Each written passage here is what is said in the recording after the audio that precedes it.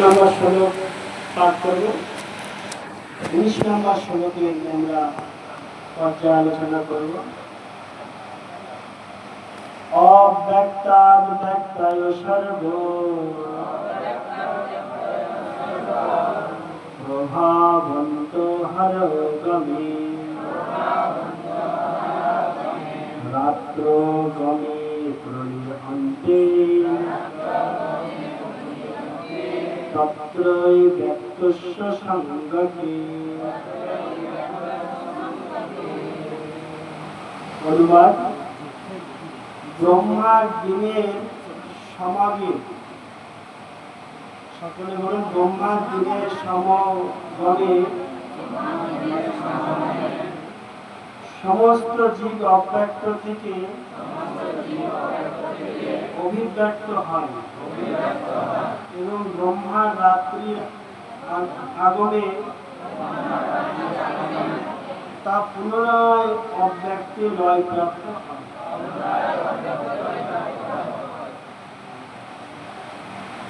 অব্যক্ত আর লয়ের কথা এখানে বর্ণনা করছে।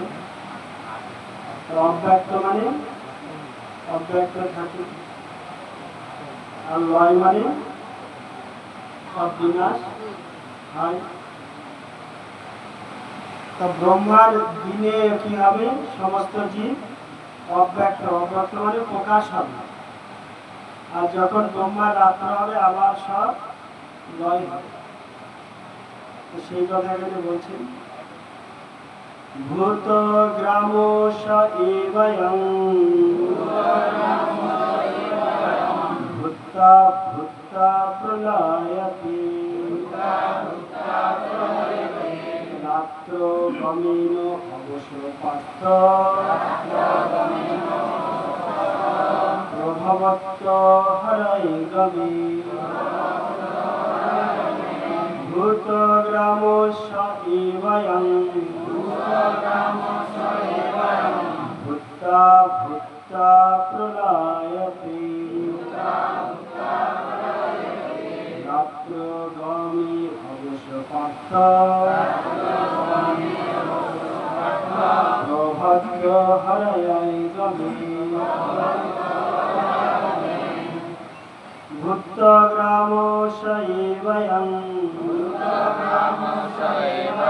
ভূতা ভূতা প্রলয়তে রাত্র গমে অবশ্য পার্থ প্রভবত্ত হরৈ গমে।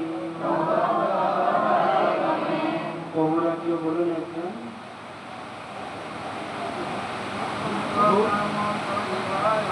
ভূত গ্রাম এবয়ং ভূতা ভূতা প্রলয়তে রাত্র গমে অবশ্য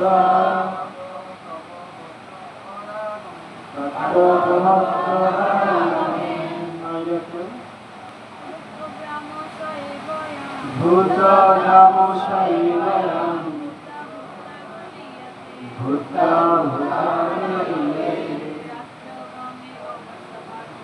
রাত্র গমে অবশ্য পার্থ প্রভবত্ত হরৈ গমে। উপাত্রিত অনুবাদ তাৎপর্য: হে পার্থ, সেই ভূতসম পুনঃ পুনঃ উৎপন্ন হয়ে ব্রহ্মা রাত্রি সমগমে লয় প্রাপ্ত হয় এবং পুনরায় দিনের আগমনে তারা আপনা থেকে প্রকাশিত হয়। এখানে এই শ্লোকে কিভাবে জীবের সৃষ্টি হয়, কিভাবে ধ্বংস হয় সেটা বর্ণনা করছেন। ব্রহ্মার জীব যখন রাত্রির সমাগমে হয় তখন কি হয়? লয় প্রাপ্ত হয়। লয় মানে সব বিনাশ হয়। আর পুনরায় যখন দিনের আগমন হয় তারা আপনা থেকে আবার সব প্রকাশিত হয়।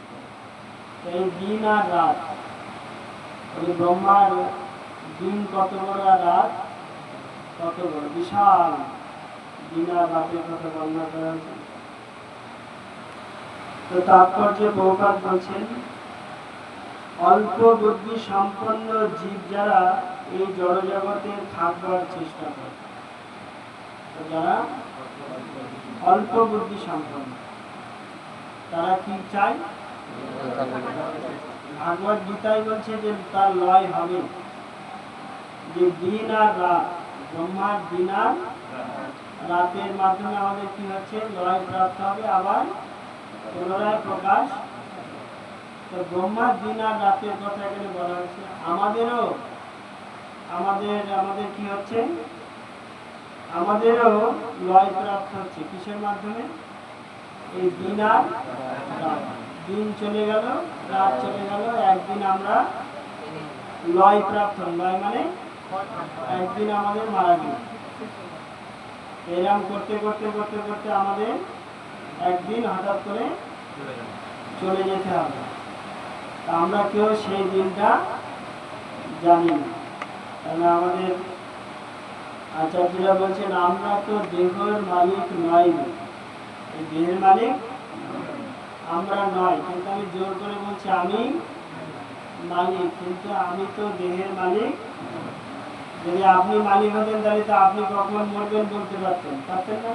আমি যেহেতু মালিক, আমি তো বলতে পারবো না যে আমার কখন মৃত্যু হবে। কিন্তু যেহেতু আপনি মালিক না, সেই জন্য আপনি বলতেও পারছেন না যে আপনি কখন। এখানে প্রভুপাদ তাৎপর্য বলছেন, অল্প বুদ্ধি সম্পন্ন যারা, প্রকৃত জ্ঞান নেই, অল্প বুদ্ধি জীব যারা এই জড়জগতে থাকবার চেষ্টা করে, তারা সবসময় কি চেষ্টা করছে, এই জড়জগতে কিভাবে আমি থাকতে পারবো। কিন্তু ভাগবত শাস্ত্রে বলছে যে তুমি এই জড়জগতে থাকতে পারবে না। কিন্তু আমরা চেষ্টা করছি কিভাবে থাকবো। অনেকে বলে যে আমি এই ঘর বাড়ি ছেড়ে কোথাও যাবো না, আমার মন যেতে চায় না, মন যেতে কোথাও ইচ্ছা করে না। দিদি তোকে কি বলবো, ঘর ছেড়ে না কোথাও যেতে। আবার অনেকে বলে যে প্রভু আমার ঘরে না যেরকম ভালো লাগে, অন্য কোথাও ভালো লাগে। তা আপনি চান আর না চান, এখানে বলছেন যে থাকবার চেষ্টা করছে তারা অল্প বুদ্ধি। তারা বিভিন্ন উচ্চতর গ্রহলোকে উন্নীত হতে পারে এবং তারপরে আবার তাদের এই পৃথিবীতে পতন হয়। এই অল্প বুদ্ধি সম্পন্ন তারা বিভিন্ন গ্রহলোকে যেতে পারে, কিন্তু আবার তাকে পুনরায় এই জগতে, ব্রহ্মার দিবসকালে এই জড়জগতে অভ্যন্তরে ঊর্ধ্ব ও নিম্নলোকগুলিতে তারা তাদের কার্যকলাপ প্রদর্শন করতে পারে। ব্রহ্মাজির যে দিন রাত হয়, সেই দিন রাতের ভিতরে তারা এই জড়জগতের ঊর্ধ্বলোকগুলোতে কার্যকলাপ করতে পারে। কিন্তু ব্রহ্মা রাত্রির আগমনে তারা আবার সকলে লয় প্রাপ্ত হয়। জড়জগতিক কার্যকলাপের জন্য ব্রহ্মার দিবাভাগে তারা বিভিন্ন কলিবার প্রাপ্ত হয় এবং রাত্রে তাদের সেই সমস্ত কলিবারের বিনাশ হয়। এবং এই সময়ে জীবসম শ্রী বিষ্ণুর বিগ্রহে একসঙ্গে অবস্থান করে। তারপর ব্রহ্মার দিনের আবির্ভাবে তারা আবার অব্যক্ত হয়। ভূতা ভূতা প্রলয়তে, দিনের বেলায় তারা প্রকাশিত হয় এবং রাত্রেবেলায় তারা আবার লয় প্রাপ্ত। অন্তিমে ব্রহ্মার আয়ু যখন শেষ হয়ে যায়, তখন তারা সকলে বিলীন হয়ে যায় এবং কোটি কোটি বছর ধরে অপ্রকাশিত থাকে। কোটি কোটি বছর ধরে অপ্রকাশিত থাকে। তারপর আর একটি কল্পে ব্রহ্মা যখন আবার জন্মগ্রহণ করে, তখন তারা পুনরায় ব্যক্ত হয়। এইভাবে জীব জড়জগতের মনের দ্বারা আকৃষ্ট হয়ে পড়ে। কিন্তু যে সমস্ত বুদ্ধিমান ব্যক্তি কৃষ্ণ ভাবনামৃত গ্রহণ করেন তারা হরে কৃষ্ণ কৃষ্ণ কৃষ্ণ হরে হরে হরে রাম রাম রাম হরে হরে। এই মহামন্ত্র কীর্তন করে মানব জীবনকে সম্পূর্ণরূপে ভগবত সেবায় নিয়োগ করে। এভাবেই এমনকি এই জীবনেই তারা শ্রীকৃষ্ণের দিব্য ধামে প্রবেশ করে পুনর্জন্ম থেকে মুক্ত সচিদানন্দময় জীবন প্রাপ্ত হয়। প্রভুপাদ লাস্টে তিনি ক্যালকুলেশন দিয়েছেন যে যারা এই ভগবানের দিব্য নাম গুণকীর্তন করেন, হরি ভজন করেন, হরি ভক্তি করেন, তাদের কোথায় গতি হয় সেটা বর্ণনা করেছেন। আর যদি তারা না করে এই জড়জগতের ভোগ্য বস্তু মানে এই জড়জগৎকে ভোগ করার বাসনা করে, তাদের কি হবে? তারা বিভিন্ন ব্রহ্মাণ্ড ভ্রমণ করতে থাকবে। ব্রহ্মাণ্ড ভ্রমণ করতে করতে করতে করতে ব্রহ্মার এই দিবারাত্রের চক্রে তারা ভ্রমণ করবে। তারপরে যখন ব্রহ্মার আয়ু শেষ হয়ে যাবে, ব্রহ্মারও আয়ু শেষ হবে, তখন কি করবে? তখন মহাপ্রলয় হবে। আর এই মহাপ্রলয়ে কি হবে? সমস্ত জীব, তিনটা বিষ্ণু আছে, ক্ষীরোদক্ষায় বিষ্ণু, গর্ভদক্ষায় বিষ্ণু আর কারণদক্ষায় বিষ্ণু। তো সমস্ত জীব তখন তারা কি করবে? এই গর্ভদক্ষায় বিষ্ণুর গর্ভে তারা প্রবেশ করবে। প্রবেশ করার ফলে ভগবান কারণ বাড়িতে শয়ন করবে। তারপরে আবার যখন বহু কল্প বাদে যখন আবার ব্রহ্মার জন্ম হবে, তখন আবার এই ভগবানের লোমকূট থেকে বুদ্বুদ আকারে অনন্ত কোটি ব্রহ্মাণ্ড সৃষ্টি হবে।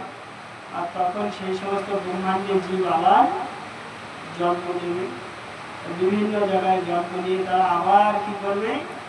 এই জন্ম মৃত্যু চক্রে আবর্তিত হতে থাকবে। সেই জন্য প্রভুপাদ এখানে বলছেন, কিন্তু যে সমস্ত বুদ্ধিমান ব্যক্তি, যারা বুদ্ধিমান, সেই জন্য আমাদের আচার্যরা বলছেন, যে কৃষ্ণ ভজে সে বড় চতুর, যে কৃষ্ণ ভজে না সে হয়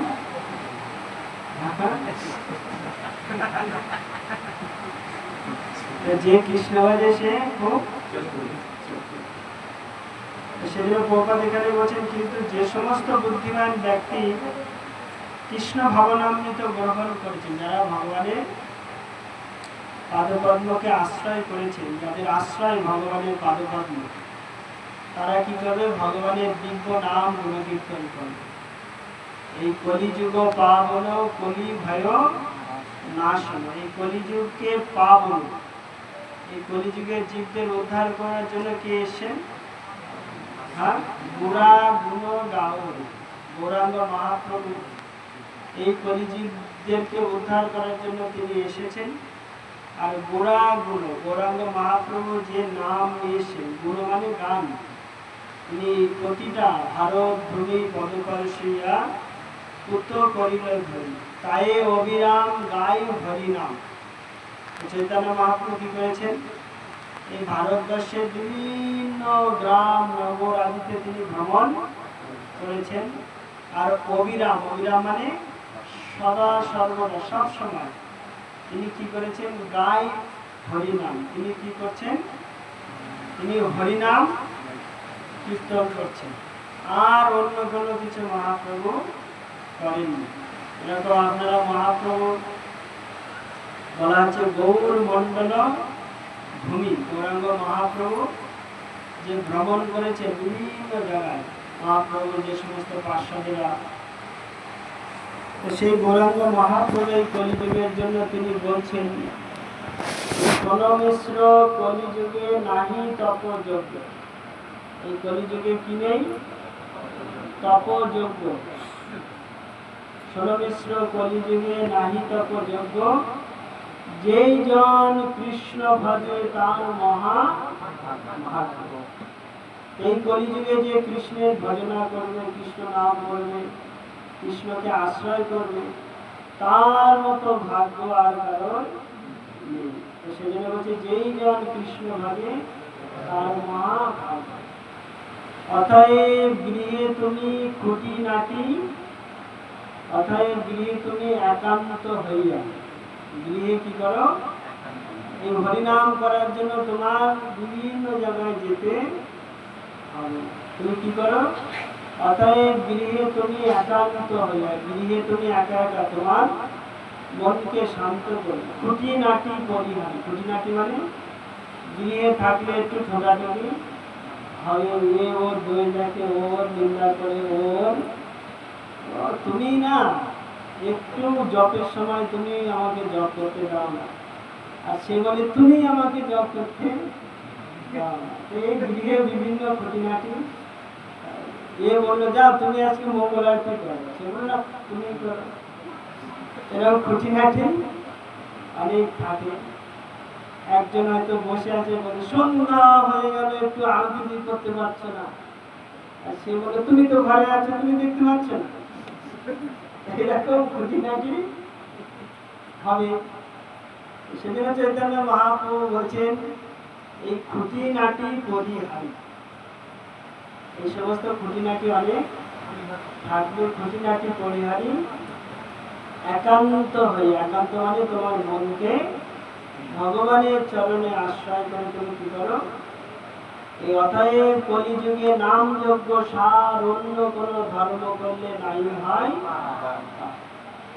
এই যে নাম হচ্ছে কলিযুগের সবচেয়ে সাধন।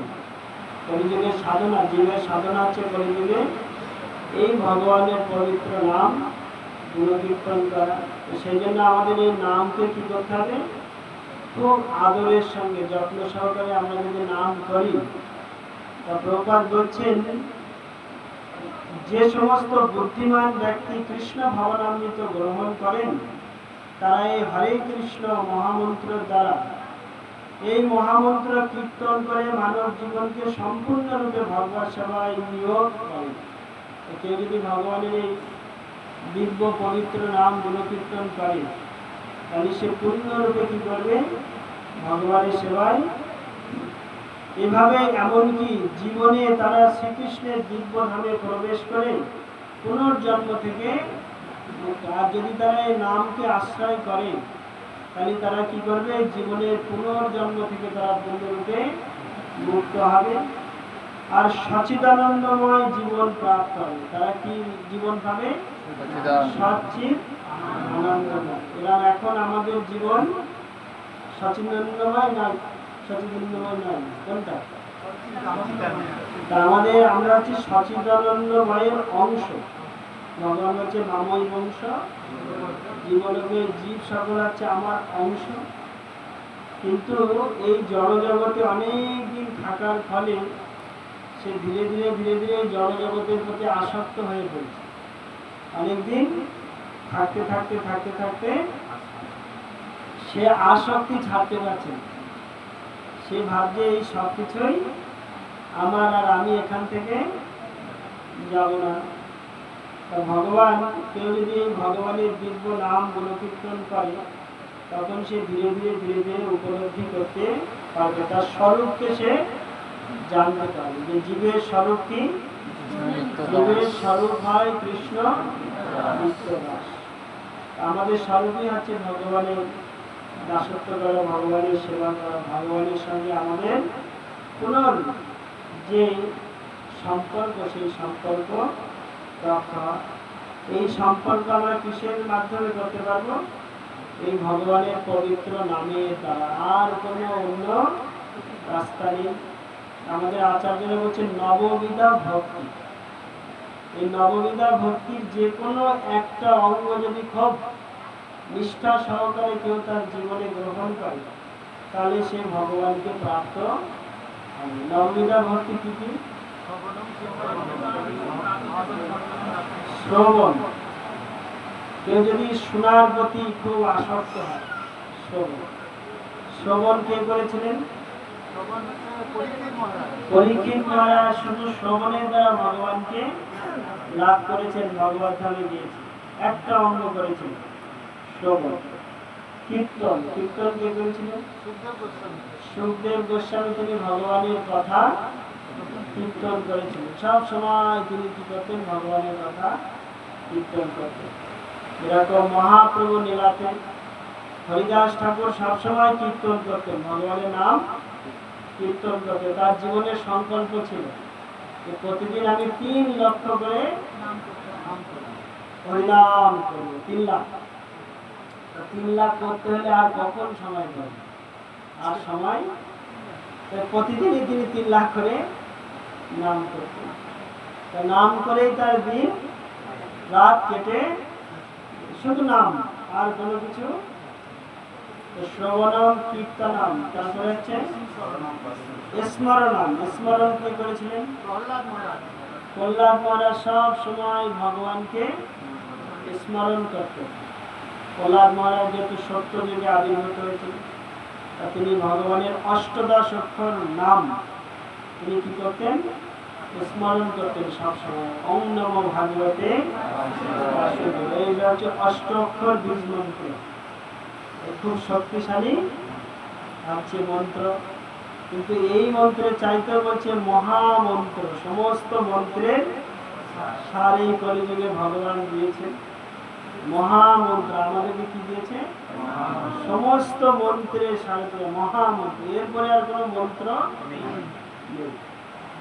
এই মন্ত্র যদি কেউ করে, তাহলে সেই সচিদানন্দময় রূপ সে লাভ করতে পারবে। তার হচ্ছে শ্রবণাম কীর্তনাম স্মরণাম। স্মরণ হচ্ছে প্রহ্লাদ অর্চন।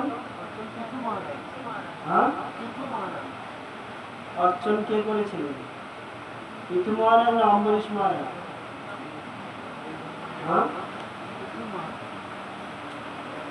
শ্রবণ কীর্তন স্মরণ বন্দন। বন্দনা কি করেছিল? অক্রূর, আপনার বৃন্দাবনে যদুবংশের তিনি প্রধান সেনাপতি ছিলেন। অক্রূর ভগবানের খুব প্রিয় ভক্ত ছিলেন। তো যখন বৃন্দাবন থেকে বসুদেব, সে হচ্ছে যদুপতিদের মেন সেনাপতি ছিলেন, যদু নায়ক ছিলেন। তাকে বসুদেব বললেন যে তুমি যাও বৃন্দাবনে, তুমি গিয়ে নন্দালয়ে গিয়ে কি করো? নন্দ মহারাজের গৃহ থেকে আমার পুত্র কৃষ্ণ আর বলরামকে তুমি মথুরাতে ফিরিয়ে নিয়ে আসো। আপনারা যদি কৃষ্ণ লীলা করেন, লীলা পুরুষোত্তম শ্রীকৃষ্ণ, সেখানে অক্রূর ভগবানের বন্দনা করেছে। খুব সুন্দর। অক্রূরের যে হৃদয় কিভাবে ভগবানের প্রতি পূর্ণরূপে আসক্ত ছিল, সেটা আপনারা সেইটা পড়লে খুব বুঝতে পারবেন। বা ভাগবতমেও আছে। তো অক্রূর যখন বৃন্দাবনে যাবে, তখন সে ভাবছেন যে বৃন্দাবনে আমি যে যাব, বৃন্দাবনের ভূমি মাটি, সেখানকার বৃক্ষ লতা বন্ধু সবার কথা তিনি চিন্তা করছেন। আর সেই ভূমিতে কৃষ্ণের চরণ পাদপদ্ম করলে, সেই পাদপদ্মে সে মস্তক স্থাপন করতে পারবেন, সেই পাদপদ্ম দর্শন লাভ করতে পারবেন। সেই কৃষ্ণের কথা তিনি সবসময় ভাবছেন। সেই জন্য একটা বন্দন, তিনি খুব কৃষ্ণের বন্দনা করেছেন। শ্রবণাম কীর্তনাম স্মরণাম বন্দনাম, তারপরে অর্চনাম। অর্চনা হচ্ছে অম্বরীশ মহারাজ। অম্বরীশ মহারাজ তিনি তার সমস্ত কিছু দিয়ে কি করতেন? ভগবানের অর্চন করতেন। অম্বরীশ মহারাজ সারা পৃথিবীর রাজা ছিলেন। রাজা হওয়া সত্ত্বেও তিনি নিজে হাতে কৃষ্ণ সেবা করতেন। সেটা খুব সুন্দর পুরাণের কাহিনী বর্ণনা আছে। অর্চনাম, তারপরে পাদ সেবনাম। পাদ সেবন কে করেছিলেন? লক্ষ্মী মাতা সবসময় বিষ্ণু পাদ সেবন করছেন। তারপরে দাস্য, দাস্য হচ্ছে হনুমান, সে ভগবানের দাস। এরকম দাস পাওয়া খুব কঠিন। হনুমান ভগবানের এত প্রিয়। আপনারা সে একটা কাহিনী আছে রামলীলাতে, ভগবান রামচন্দ্র যখন রাজা হয়েছে সারা রাজ্যে ঘাট পিটিয়ে দিয়েছে, আর তার কে কোন সেবা করবে সব লিস্ট করেছে। সবাই ডেকেছে, সবাই ডেকে সবার সেবা ভাগ করে দিয়েছে, কিন্তু হনুমানের আর সেবা। তখন হনুমান বলছে, প্রভু আমার কি সেবা? বলছে, আমার তো লিস্টেই নেই। বলছে যে যারা লিস্টে আছে তারা লিস্টে আছে, কিন্তু তুমি আমার কোথায় আছো? তুমি আমার হৃদয়ে আছো। তা আপনার হৃদয়ে আছে, তাহলে আমার কি সেবা? তখন বলছে, আমি হাই তুললে তুমি টোকা দেবে, হাই করে হাই উঠবে তখন।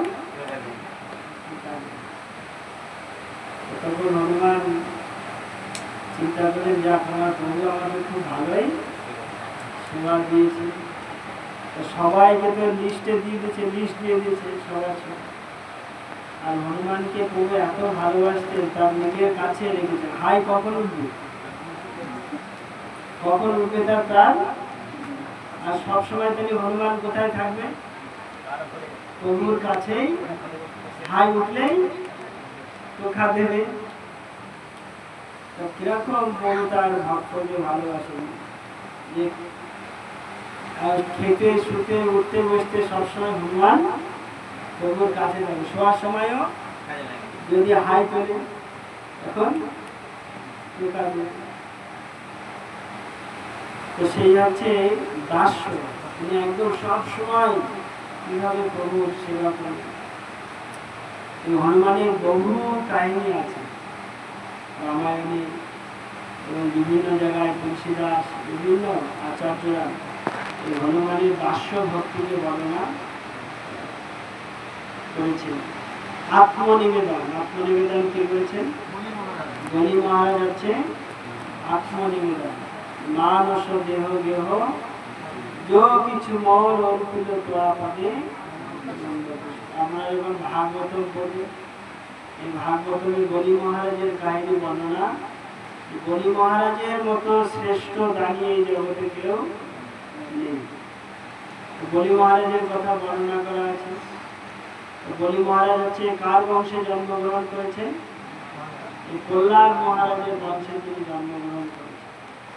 প্রহ্লাদের পুত্র কে ছিলেন? প্রহ্লাদের পুত্র হচ্ছে বিরোচন, আর বিরোচনের পুত্র হচ্ছে গণি মহারাজ। প্রহ্লাদ মহারাজ যখন তিনি তার রাজ্য ত্যাগ করেন, তার পুত্রকে রাজ্য প্রদান করেন, তখন প্রহ্লাদ মহারাজের একটা মুকুট ছিল, মুকুট, স্বর্ণ মুকুট ছিল।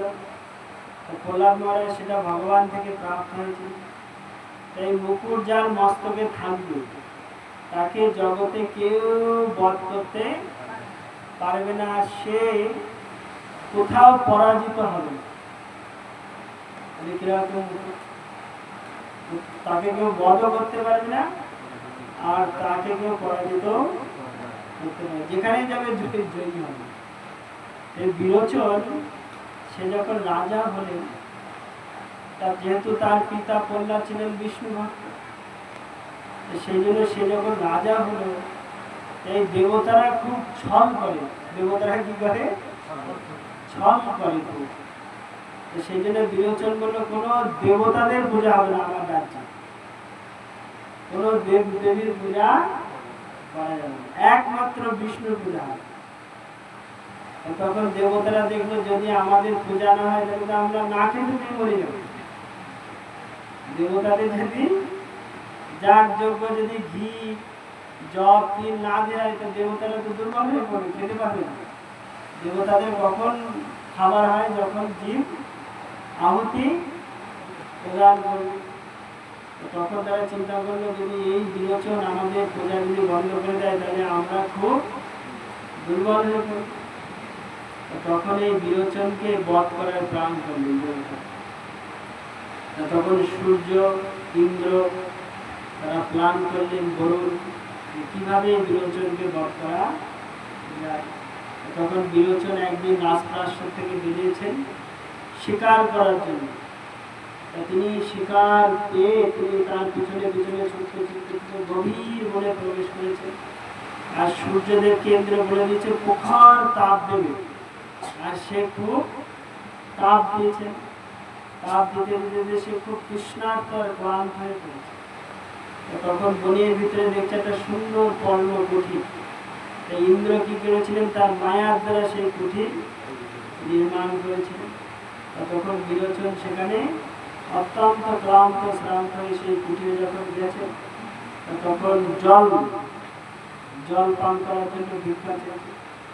তখন তারা তাকে জলের বদলে অন্য কিছু খাইয়ে তাকে মূর্ছা করে দিয়েছিল, আর তার মুটুকটাকে হরণ করে নিয়েছিল। হরণ করার ফলে পরে বিলোচন কি হয়েছিল, তাদের দ্বারা নিহত হয়েছিলেন যক্ষের দ্বারা। নিহত হওয়ার ফলে তখনই বিলোচনের পুত্র আছে বলি মহারাজ।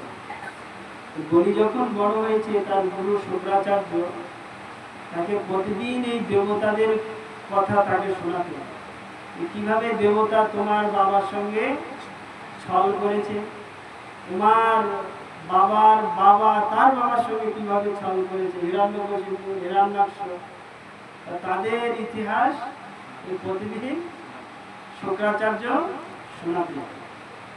আর বলি প্রতিদিন খুঁজতেন যে আমি যখন বড় হয়ে দেবতাগুলাকে রাজ্যচ্যুত করি।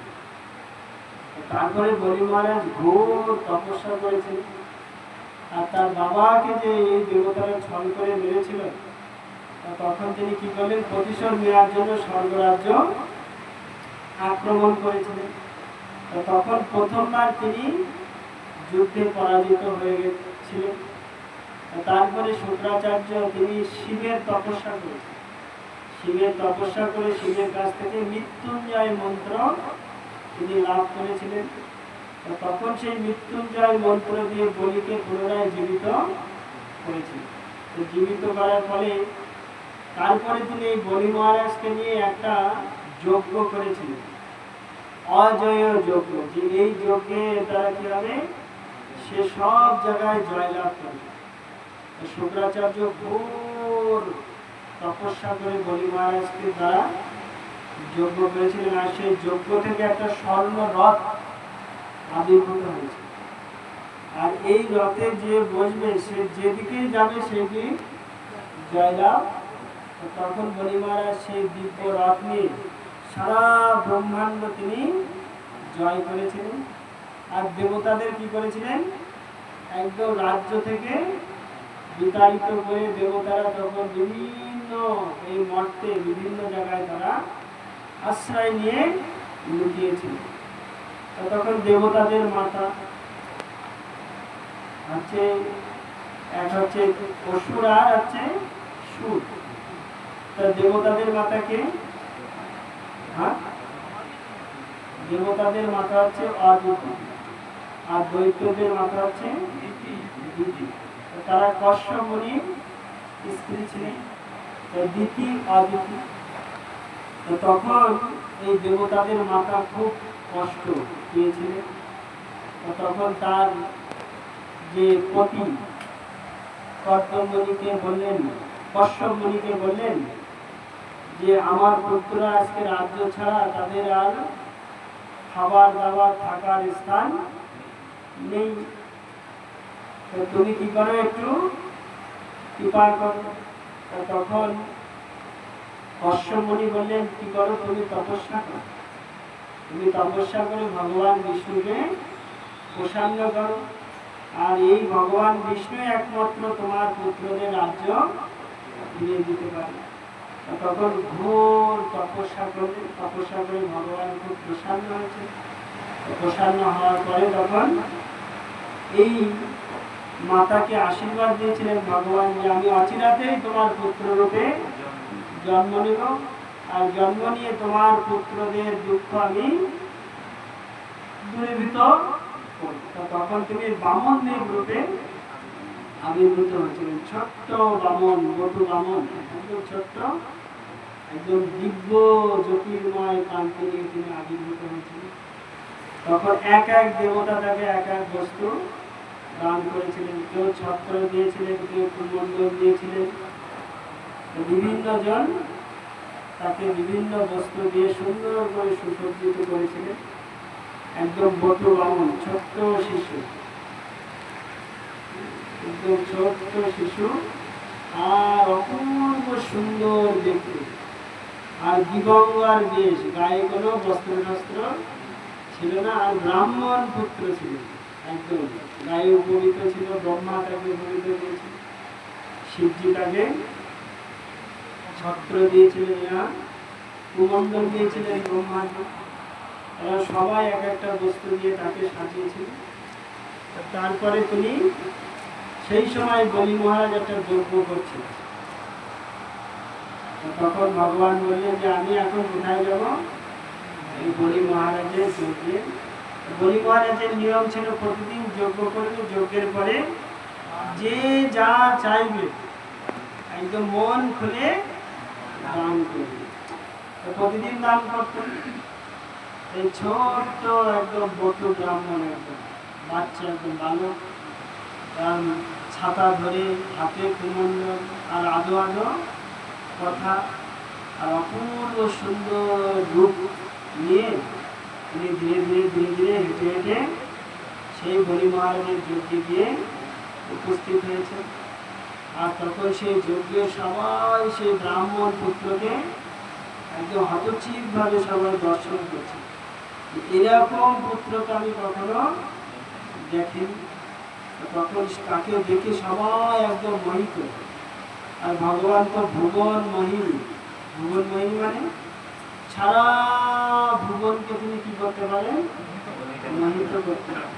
আর এমন গুণ, ভুবন মোহন রূপ ত্রিভঙ্গ সুন্দর। ভুবন মোহন রূপ, এই সারা ভুবনের মধ্যে তিনি হচ্ছেন আধার রূপ। ত্রিভঙ্গ সুন্দর, তিনটে ভঙ্গিমা করে দাঁড়িয়ে আছে।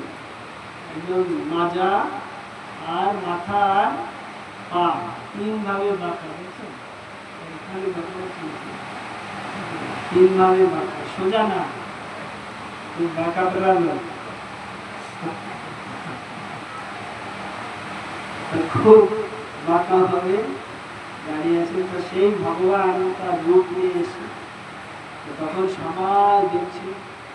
ভগবান একদম আধো আধো শুয়ে, বাচ্চা বালক না, তা বলছে ভিক্ষাং নেই, ভিক্ষাং নেই। তখন বলি মহারাজ এসে বলছে হে বালক, তুমি কি ভিক্ষা চাও? তখন বলছে না, আমি যা চাইবো তুমি দেবো তো? বলছে হ্যাঁ, তুমি যা চাইবে আমি দেবো। তখন বলছে তা তোমার কি লাগবে? তখন বলছে আমি ত্রিপাদ ভূমি নেব, আমার এই পায়ের 3 পা ভূমি নেব। বাচ্চাদের পা কত বড়? ছোট ছোট পা। তখন বলি মহারাজ বলছে যে তুমি কত বোকা, তুমি এই শশাগার পৃথিবীর রাজা সম্রাট তার কাছে এসছো, এসে তুমি কি চাইছো? তোমার এই 3টা পায়ের ভূমি তুমি নিয়ে কি করবে? 3টা পায়ের ভূমি তোমার কি কাজে লাগে? তখন বামনদেব খুব নীতি কথা বলেছে। ভাগবতনে এত সুন্দর সুন্দর নীতি কথা তিনি বলেছেন যে ব্রাহ্মণের বেশি লোক করতে নেই, আর ব্রাহ্মণ এক দুবারের বেশি আর তাকে ভিক্ষা করতে। এরকম সুন্দর সুন্দর নীতি কথা বলার পরে তখন বলছে আমার ত্রিপাদ ভূমি চাই, তুমি কি দেবে? তখন বলছে হ্যাঁ অবশ্যই। তাহলে বলছে তুমি তাহলে সংকল্প করো, তুমি যদি আবার পরে বলো না আমি এখন আর দেব না, তো সেই জন্য তুমি কি করো? সংকল্প করো, আমার এই কুমল ফুলের জল নিয়ে সংকল্প করো যে আমি ত্রিপাদ ভূমি তোমাকে। তারপরে বলি মহারাজের যে গুরু ছিলেন শুক্রাচার্য। শুক্রাচার্য তখন ধ্যানে বসলেন যে এই যে বালকে কে, আমি একটু তখন দেখছেন যে ভগবান বিষ্ণু। তখন বলি মহারাজকে বললেন যে তুমি সংকল্প করো না, যা চাই দিয়ে বিদায় করে দাও, নাহলে কিন্তু তুমি খুব বিপদে পড়বে।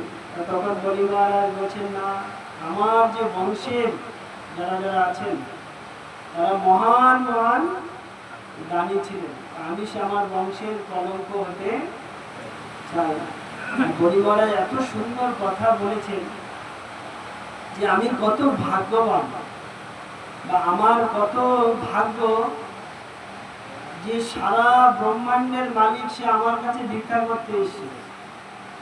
যে সারা ব্রহ্মাণ্ডের মালিক, তার কি অভাব?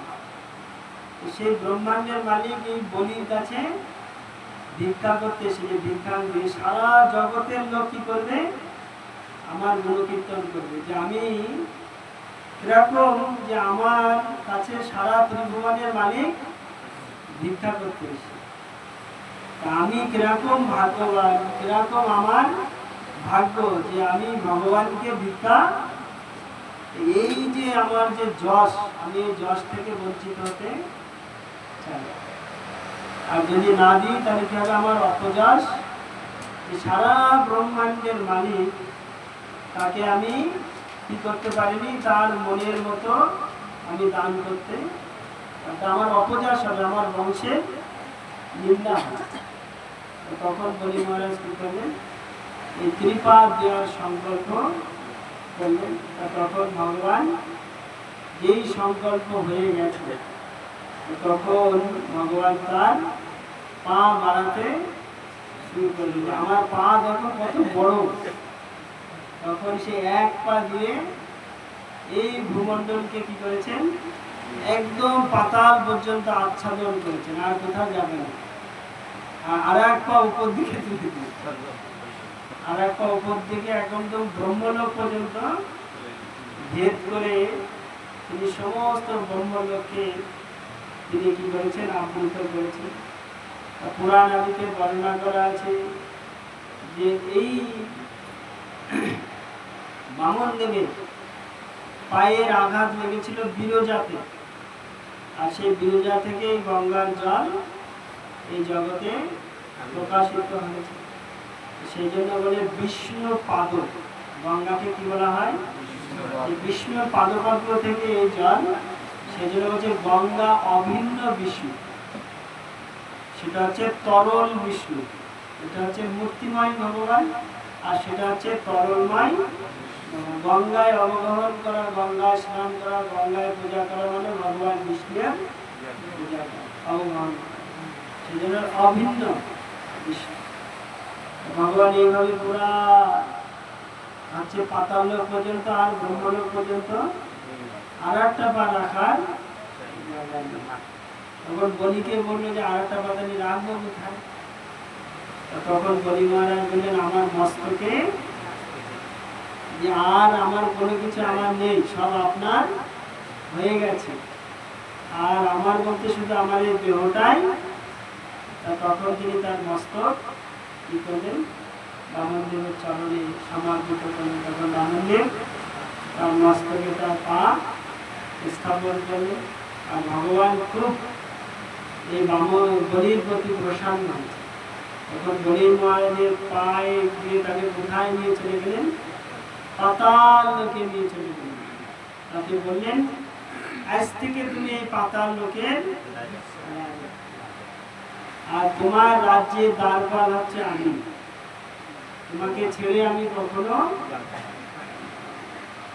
ভগবান সেই তার দ্বারপাল হয়েছে, তার ফিরে আসছেন না। তখন মাতা লক্ষ্মী আবার পাতাল লোকে চলে এসে তখন এই ভগবানের কাছে বলির সঙ্গে কথা বলে বলে আমার ভাইকে ফিরিয়ে নিয়ে গেলেন, তার পতিকে ফিরিয়ে নিয়ে গেলেন। সে অনেক বড় কাহিনী, লম্বা। এইভাবে বলি মহারাজ সম্পূর্ণরূপে ভগবানের প্রতি কি করেছিলেন, আত্মনিবেদন করেছিলেন, আর ভগবানের কৃপা প্রাপ্ত হয়েছিল। সেই জন্য বলছে নববিধা ভক্তি যদি যে কোনো একটা ভক্তি খুব সুদৃঢ়ভাবে আমরা করি, তাহলে সে কি করবে, ভগবানকে অনায়াসেই লাভ করবে। চৈতন্য মহাপ্রভু বিশেষ করে তিনি এই কলিযুগের জীবদেরকে শুধু একটাই বলেছেন যে কি করতে পারে, তারা দিব্য শরীর কিসের মাধ্যমে লাভ করতে পারে, এই ভগবানের পবিত্র নাম গুণকীর্তনের মাধ্যমে। সেজন্য মহাপ্রভুর যত ভক্ত, সবাই মহাপ্রভুর ভক্তদের জীবনে আপনারা পড়বেন, তারা যত ভক্ত সবাই এই নামের প্রতি অনুরাগী ছিল। তারা নামকেই তাদের জীবনের একমাত্র আশ্রয় বলে তারা গ্রহণ, আর নামই তাদের জীবনের একমাত্র হচ্ছে সাধ্য বস্তু ছিল, সাধনার বস্তু ছিল তাদের জীবনে নাম।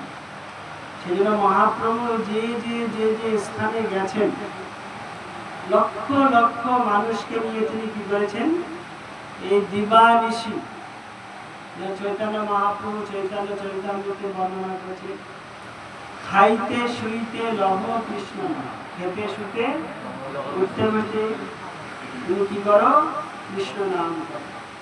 দিবানিশি, দিবানিশি মানে দিন রাত 24 ঘন্টা তিনি কি করেছেন, এই নাম প্রচার করেছেন।